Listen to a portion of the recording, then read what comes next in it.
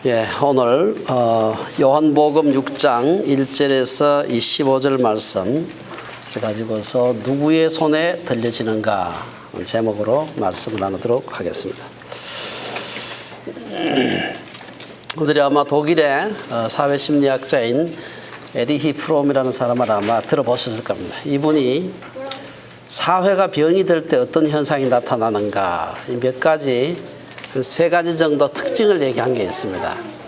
제가 그걸 보고 참 공감을 좀 했는데, 첫째는 사람들 사이에 이 적대감이 생긴다.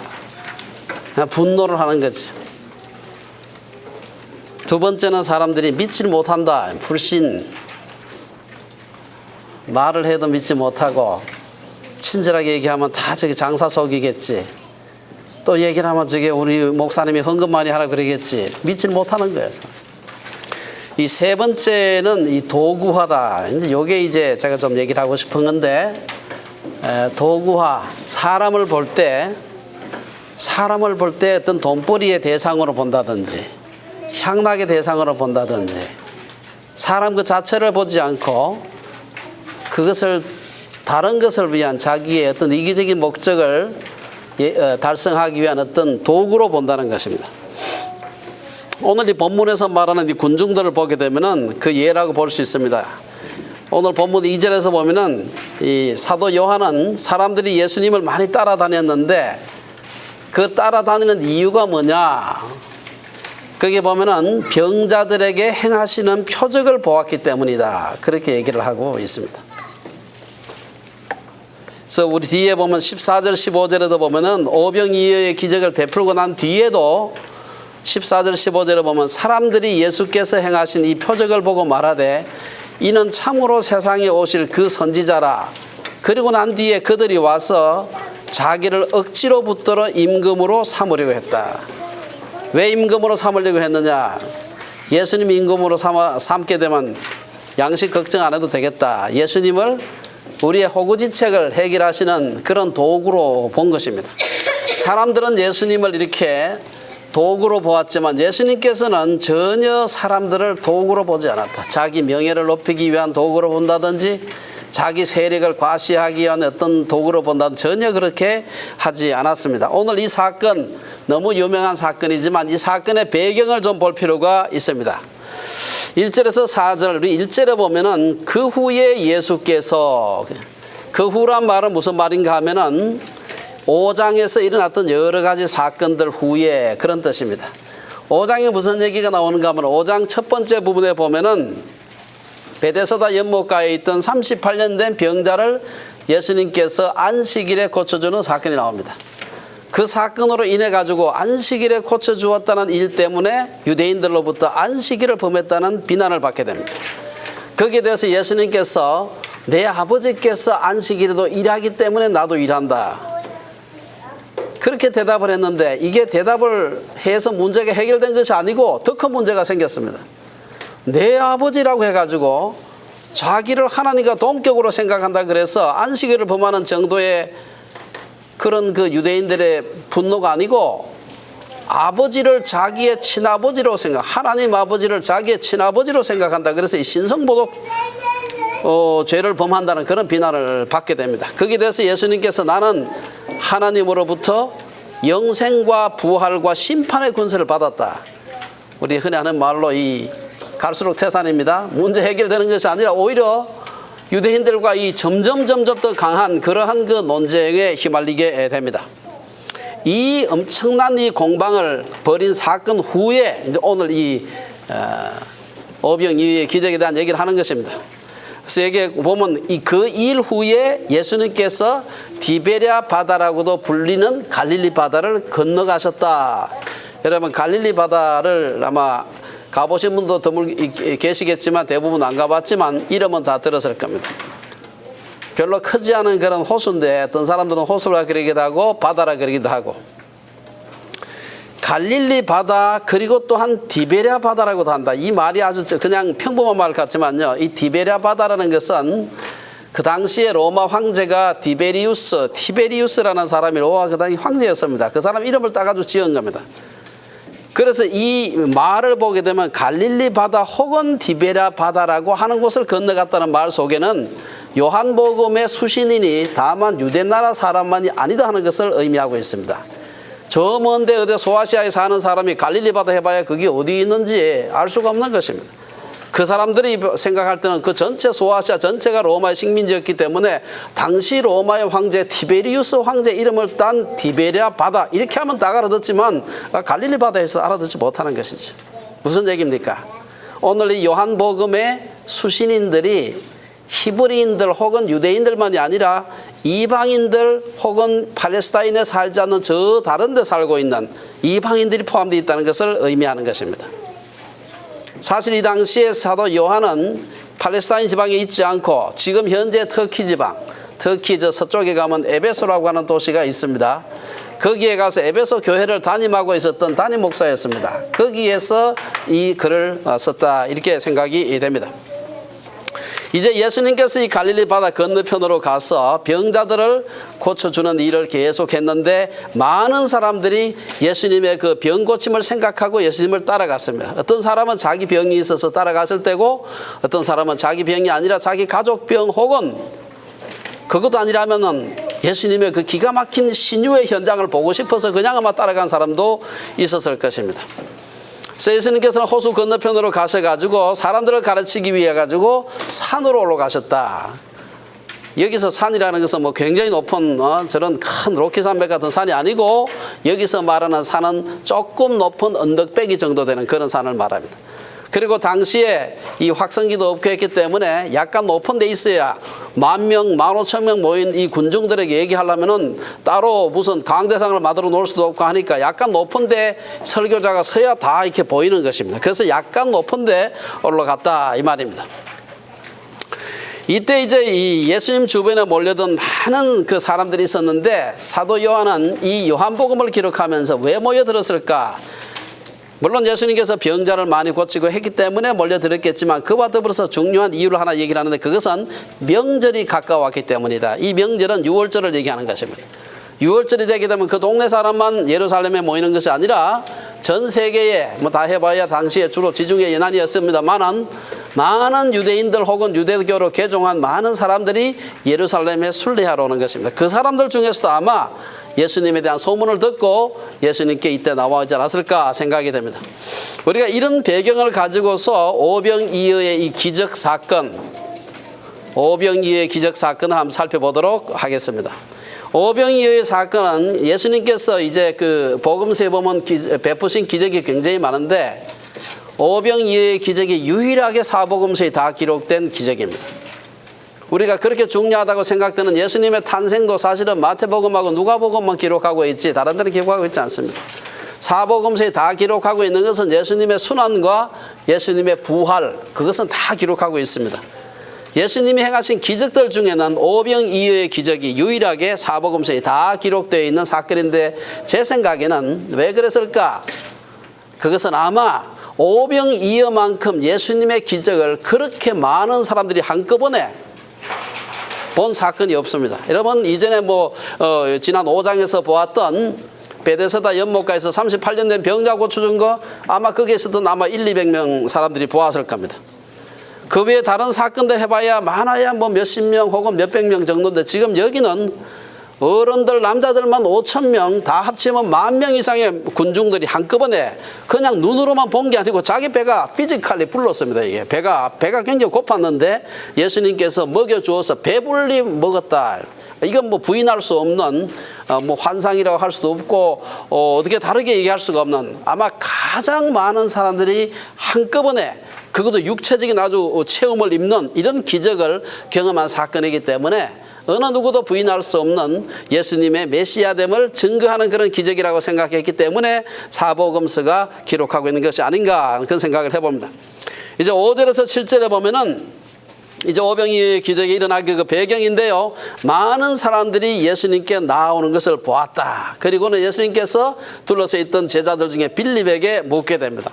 이렇게 많은 사람들이 나오는데 그리고 예수님의 그 참 탁월한 그 말씀을 듣다 보니까 이 해가는 줄 모르고 듣다 보니까 어느새 그냥 아주 그 식사 시간이 훨씬 지난 것입니다. 그래서 빌립을 시험해서 이 사람들을 어떻게 먹일까 이렇게 이제 물어지는 것입니다. 여기서 여러분들 무리들이 예수님께 나왔다. 이 그리스 말은 굉장히 분석적입니다. 아주 분석적입니다. 그 그리스 사람들이 학문을 발전시킨 이유가 그 언어 자체가 아주 분석적입니다. 우리는 사랑하면 하나밖에 없지만 그 사람들은 여러 개로 나누고요. 이 사람들은 무리하면은 무리란 말을 갖다 우리말로 그냥 번역은 무리라고 하지만 여러 가지 말로 요런 무리는 요 말로 표현하고 저런 무리는 요 말로 표현해 달라요. 여기서 얘기하는 무리라고 하는 것은 헬라 말로 오클로스라고 하는 말인데 이것은요 아주 흔히 말하는 그 춥고 배고픈 민초들을 가리킬 때 쓰는 말입니다. 이 말고도 라오스라는 말도 하나님의 백성 할 때 그 무리는 이거는 라오스 캄보디아 아니고 라오스 하는 게 라오스. 또 어떤 데 보면은 데모스 하는 말도 있습니다. 이것은 그래도 시민적인 어떤 자질을 가진 기댈 데가 있는 혹은 그 나라의 사법적인 시스템에 좀 기댈 만한 그런 구석이 있는 보통 사람들을 말할 때는 데모스라는 말을 사용합니다. 근데 여기서 얘기하는 오클로스라는 말은 정말로 춥고 배고픈 아무도 보호해 주지 않고 춥고 배고픈 민초들을 말하는 것입니다. 그래서 우리가 이러한 것은 뒤에 나오는 오병이어의 기적을 암시하는 말이라고도 할 수 있습니다. 이 춥고 배고프니까 배부른 사람이야 뭐 도시락 많이 싸들고 오면 오병이어의 기적이 필요가 없는 것입니다. 그러나 이 사람들은 예수님께서 그 기적을 안 일으키시면은 굶고 기진하며 갈 수밖에 없는 사람들이었다는 것을 암시하는 말입니다. 그래서 이들을 보시고 예수님께서 빌립에게 우리가 어디서 떡을 사서 이 사람들을 먹이겠느냐. 이것은 오늘 성경 본문에 보면은 예수님이 방법을 몰라서 그런 게 아니고 빌립의 믿음을 시험하기 위해서라고 성경에 다 기록해 놨습니다. 그래서 문맥을 살펴보면 시험하다. 이 말은 시험하다는 말은 유혹하다는 말이 아니고 그 사람의 믿음을 더 튼튼하게 하기 위해서 예수님께서 시험을 테스트를 한 것입니다. 예수님의 질문에 대해서 빌립은 각 사람이 조금씩 먹기 할지라도 200데나리온의 떡이 부족할 것이다. 여러분 저도 굉장히 계산을 빨리 하는 사람인데 빌립이 계산을 굉장히 빨리 한 사람입니다. 왜냐? 5,000명 아니 10,000명 이상의 사람이 모여 있는데 이것을 순식간에 다 헤아리지는 못할 테고 한번 딱 봤을 때 이 정도 모이면 몇 명 정도 되겠다는 것을 감을 잡았던 것 같아요. 그리고 이 사람들을 먹이는데 돈이 얼마나 들까? 여러분 1데나리온이 아시다시피 하루 보통 노동자 품삯입니다. 우리 돈으로 따지면 한 10만 원 정도 되는 그런 돈인데 200데나리온 같으면 2천만 원이죠. 2천만 원에다가 10,000명으로 나눠보세요. 1인당 얼마 들어갑니까? 2,000원 들어갑니다. 2,000원. 2,000원도 안 들어갈지 몰라. 왜냐하면 적어도 10,000명이지 사실 애들하고 여자들하고 다 합치게 되면 제가 생각하면 15,000명, 2만 명 가까이 될 겁니다. 나누게 되면은 1인당 한 1,000원에서 2,000원밖에 안 들어가는 돈이기 때문에 그 돈 가지고는 오늘 여기 나오는 데 보면은 200데나리온으로 해봐야 영어 표현이 잘 되어 있어요. 한 바이트씩 한 입씩 먹어봐야 이 200데나리온 가지고는 한 정도 원 바이트 정도밖에 못 먹는다. 이 표현이 아주 정확해. 사실 1, 2천 원 가지고서 이게 먹을 수 있다는 게 그게 뭐 배불리 못 먹는 것입니다. 계산을 금방 한 거예요. 굉장히 계산을 빨리 해가지고 도저히 이 사람들을 돈도 없지만 돈이 있다고 한들 살 때도 없는 것입니다. 빨리 수요를 비용을 빨리 계산해서 예수님께 말씀을 드렸습니다.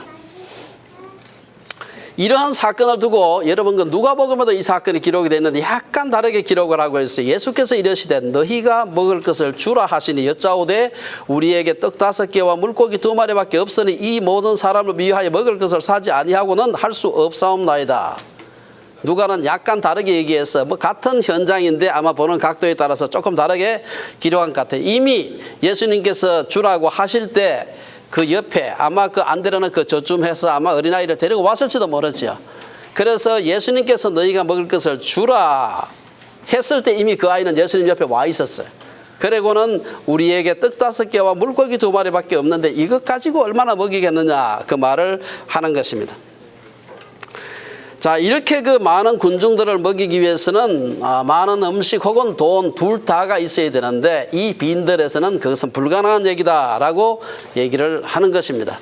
우리가 인생을 살아가다 보면 사람이 가진 자신의 자원만을 볼 때가 굉장히 많습니다. 우울증이 대표적으로 그래서 걸리는 것인데 그냥 내 거 가진 거 생각해 보면 이거 가지고 뭘 할까? 다음 어떻게 될까? 불안합니다. 그래서 우리가 그때 우리가 가진 자원 말고 그 보이지 않는 다른 자원이 있다는 것을 받아들이는 것이 굉장히 중요합니다. 여기에서 빌립과는 전혀 다른 각도에서 접근하는 한 사람이 있었는데 그가 바로 안드레입니다.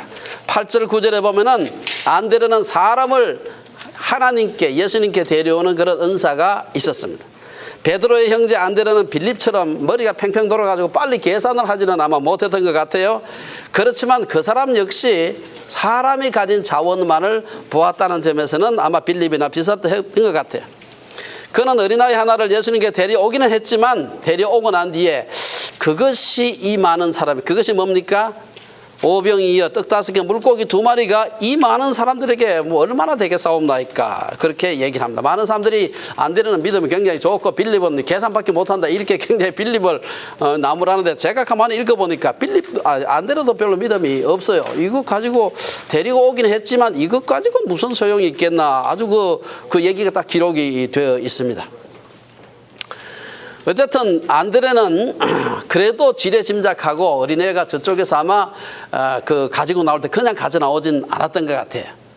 아무것도 먹을 게 없으니까 제자들이 아마 돌아다니면서 여러분들 중에 혹시 점심 싸운 분 없습니까? 뭐 많이 싸운 분 없습니까? 다니면서 조금 찾았던 것 같아요. 그러니까 어른들은 있어도 이게 내놔봐야 이게 무슨 소용이 있겠나. 내 점심도 간신히 되는데 이렇게 하고 아마 안 내놨는데 어린애니까 순진해가지고 제가 싸웠어요 하고 소리를 들었던 것 같아요. 그러니까 그래 그러면 너 좀 저 예수님 앞에 좀 한번 가보자 이렇게 해서 아마 데리고 간 게 아닌가 생각이 됩니다.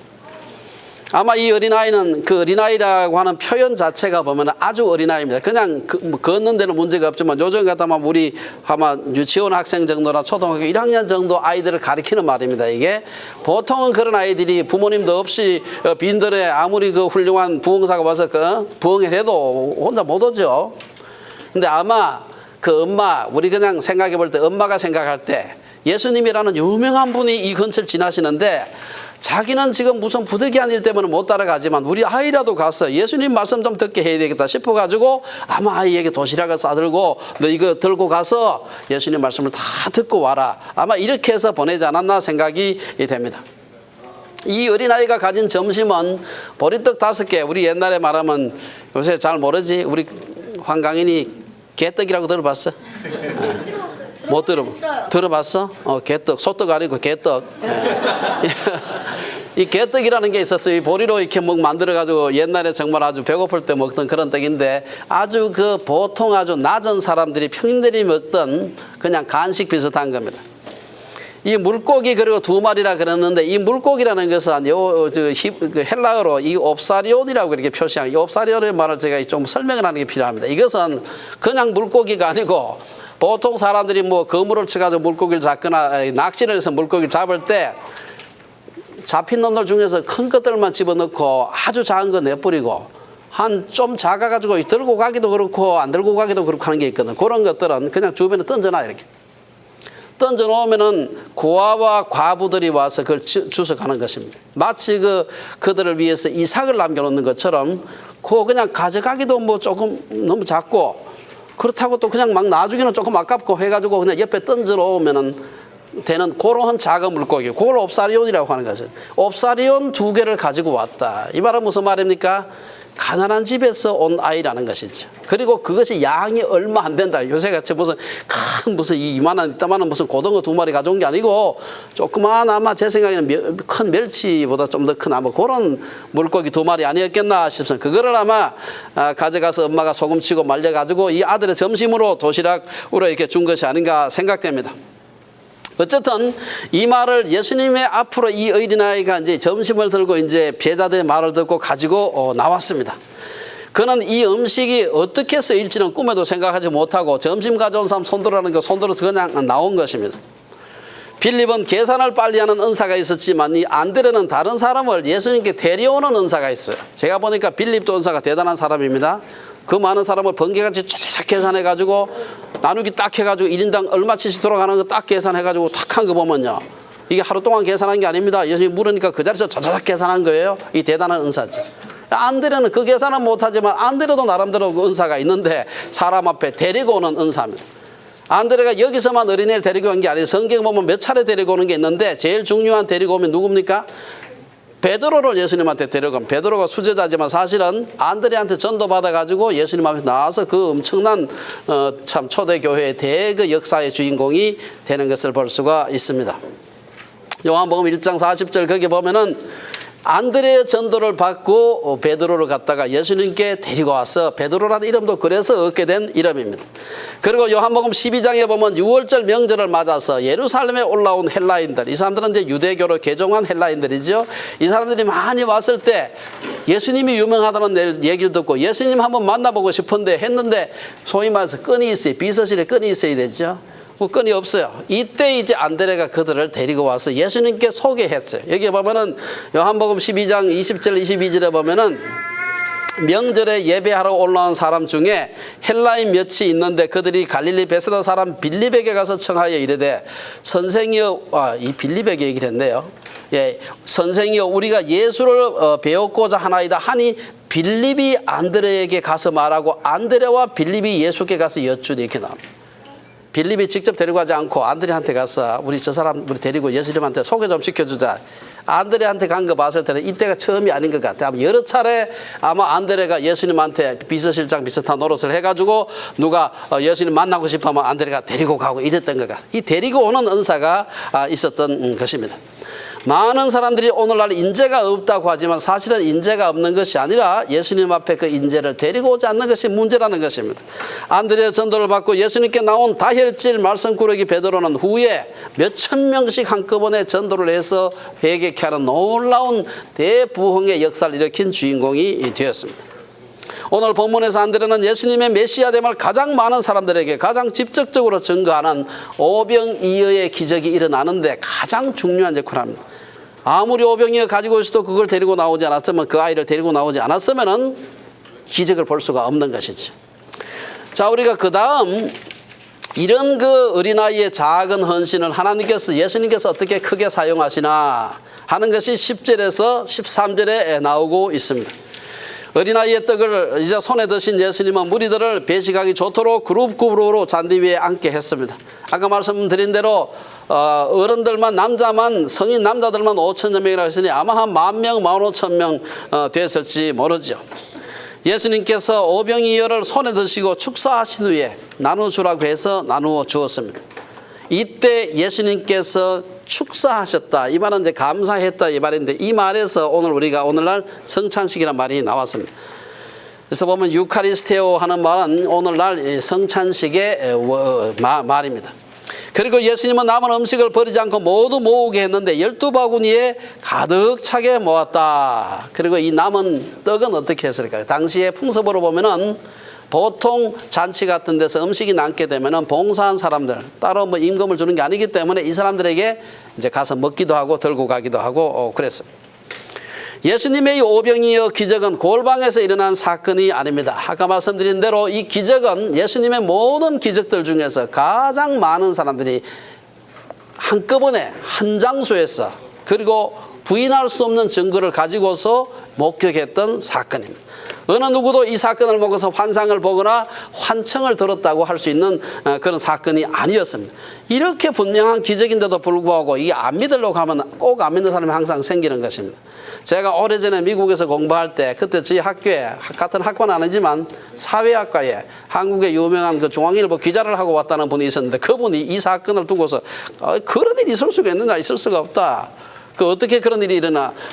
그러면 이런 게 어떻게 성경에 기록되었을까? 사실은 예수님께서 오병이어 가지고 그렇게 많은 사람 먹인 게 아니고 그 어린아이가 다 사람들이 다 어른들도 다 주머니에 다 꼬불쳐놓고 있었는데 이 어린아이가 자기 오병이어이고 조금밖에 안 되는 자기 조금밖에 안 되는 점심을 들고 예수님과 나아가는 걸 보고서 어른들이 너무 부끄러워 가지고 야 나는 저거보다 훨씬 도시락 많이 싸왔는데 자기 주머니 속에 넣고 있다가 어린아이가 그걸 들고 나가는 걸 보고 모두 부끄러워가지고 자기 주머니 속에 몰래 넣어놨던 거 다 끄집은 데서 나누어 먹는 바람에 그렇게 풍성하게 먹었다. 뭐 그렇게 그 양반은 강하게 얘기를 하더라고요.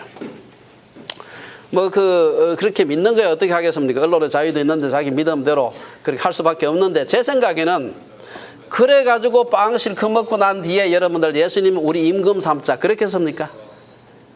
있는 거 나눠 먹었는데 부끄러워가지고 자기 주머니에 혹은 가방 속에 들어있는 거 끄집어내 먹어놓고 자 예수님 임금으로 삼으면 우리 평생 막 그냥 밥 걱정 안 해도 되겠다. 이렇게 예수님을 임금 삼겠다고 난리칠 리가 없어요. 그렇지 않습니까? 이게 앞뒤가 안 맞는 것이죠. 게다가 또 12광줄이 남은 것도 어떻습니까? 안 사온 사람도 많은데 있는 거 나누어 먹었으니 하나도 남김이 없어야 될 텐데 12광줄이나 남았다. 기어코 믿지 않기로 작정한 사람들을 믿게 할 방법은 없지만 한 가지 분명한 것은 기적을 믿지 않은 사람들은 과학적 합리적 사고를 가진 사람이기 이전에 교만한 사람들입니다. 이들은 이성적 추리의 영역을 넘어서는 일은 일어나지 않는다고 주장하면서 이성을 모든 판단의 기준으로 삼습니다. 하지만 우주에서 일어나는 모든 일을 누가 이성적으로 다 설명하겠습니까? 설명 못하는 것입니다. 우리는 이성적으로 설명할 수 있는 일은 물론 이성적으로 설명할 수 없는 일들에까지도 우리의 지성을 열어놓는 것이 필요한 것입니다. 그렇지 않게 되면 우리의 지적인 지평이 너무나 좁아질 수밖에 없는 것입니다. 오늘 어린아이는 작은 점심을 예수님께 드림으로 자신만이 아니라 엄청난 무리들을 모두 배불리 먹이는 놀라운 기적을 행하는 씨앗을 제공한 것입니다. 사실 이것은 2000년 전 유대 광야에서만 일어났던 사건이 아닙니다. 오늘날도 우리의 작은 것을 하나님께 드릴 때 그분은 우리가 상상하지 못하는 방법으로 그것을 사용하시는 것입니다. 우리의 작은 헌신을 크게 사용하시는 그 하나님을 찬양해야 됩니다. 내가 가진 것이 얼마나 큰가가 중요한 것이 아니라 누구의 손에 들려지는가가 중요한 것입니다. 내 손에 100불이 있으면 그 손에 있으면 100불이 10불 있으면 10불밖에 안 돼. 그러나 정말 우리가 주님 앞에 드릴 때 하나님께서 그걸 정말 100배, 1000배 하나님께서 놀랍게 사용하시는 것입니다.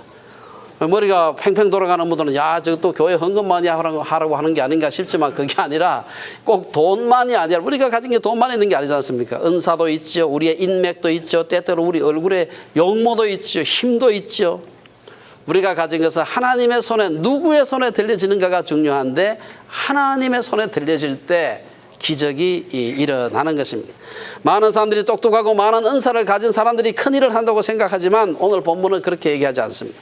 누가 보더라도 한 어린아이의 점심은 초라한 것이었지만 그 점심이 어린아이의 손에 들려 있을 때는 한 아이의 점심으로밖에 사용될 수 없었지만 예수님께 드려질 때 온 무리가 다 먹고도 남는 놀라운 역사가 일어나게 된 것입니다. 뿐만 아니라 사람들이 그냥 배불리 먹었던 것으로 끝나는 것이 아니고 그로 인해서 예수님이 세상에 오실 바로 그 선지자, 그 메시아라는 사실이 증거되었다는 것입니다.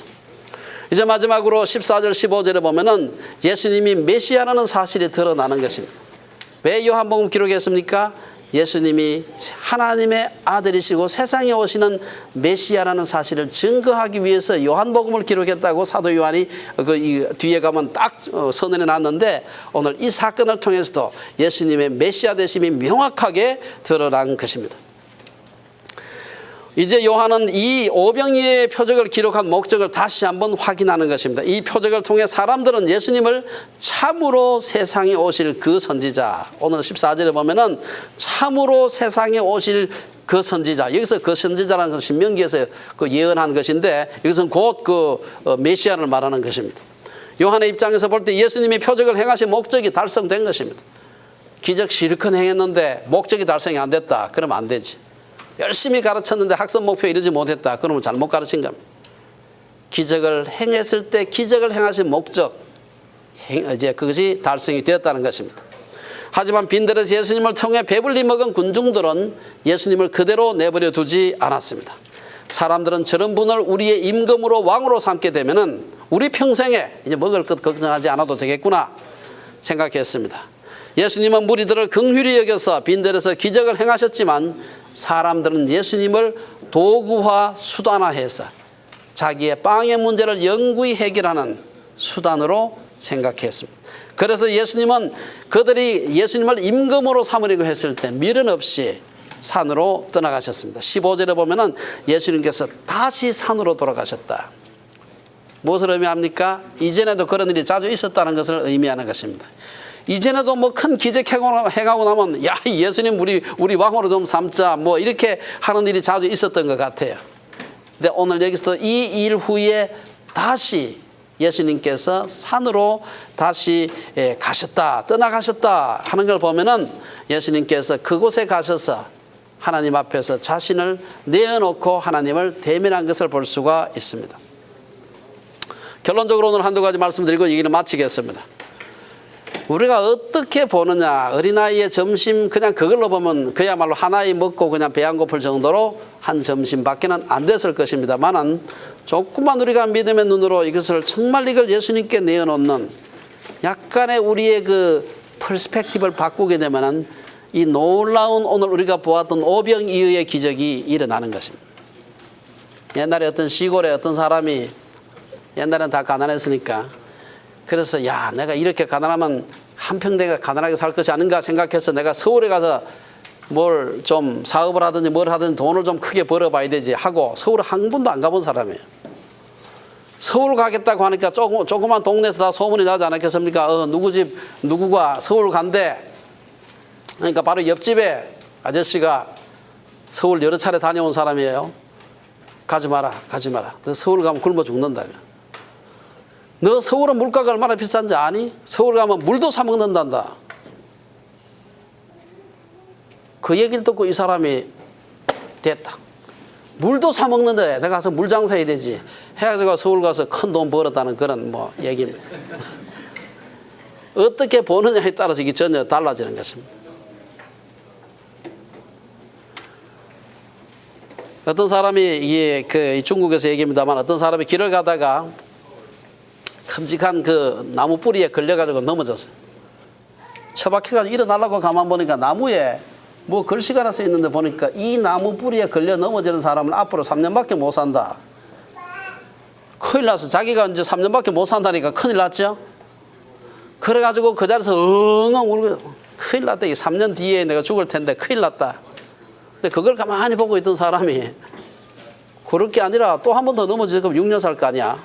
그래서 그 사람은 날마다 와서 넘어졌다는 겁니다. 날마다. 얼마나 많이 넘어졌느냐. 제가 어디 보니까 있던데 얼마나 많이 넘어졌냐. 한평생 매일 올 때마다 넘어져가지고 한평생 6만 번을 넘어졌대. 6만 곱하기 3하면 몇 년입니까? 18만 년. 18만 년을 여러분 60으로 나누면 60이 한 갑자죠 이게. 3,000번, 3,000갑자. 그래서 거기서 나온 게 바로 3,000갑자 동방사기가 거기서 나온 거예요. 이 사람이 동방사기예요, 동방사기. 같은 문제라도 어떤 관점에서 보느냐에 따라서 전혀 다른 결과가 나올 수 있다. 어린아이 점심, 이게 해가지고 뭘 쓰겠나. 이렇게 하면 그냥 그걸로 그냥 한 입 먹고 마는 거지. 이것을 우리 주님 앞에 가져가게 되면은 주님께서 놀랍게 온 청중을 다 먹일 뿐 아니라 예수님께서 세상에 오신 목적을 우리 온 세상에 드러내는 그때만이 아니라 지금 2000년 지난 지금까지도 이 사건 때문에 얼마나 많은 사람들이 예수님의 메시아 되심을 발견하는지 모릅니다. 그래서 우리가 오늘 말씀 마치면서 두 가지 권면을 드리고자 합니다. 우선 첫째, 자신의 문제보다도 더 크신 분이 계시다는 것을 받아들이는 것이 필요합니다. 무리들에게 음식을 제공해야 하는 제자들의 관점에서 우리는 우리의 문제보다 더 크신 분이 계심을 받아들이는 것이 필요합니다. 혹 건강이나 학업이나 재정 문제, 인간관계, 부부관계, 자녀 문제 살다 보면 다 부딪히게 되는 문제인데 고민하는 그런 분들, 혹 나는 아직도 빈들에서 돈 한 푼 없이 굶주리고 있는 수많은 무리들에게 내 시선을 집중하고 있지는 않는가.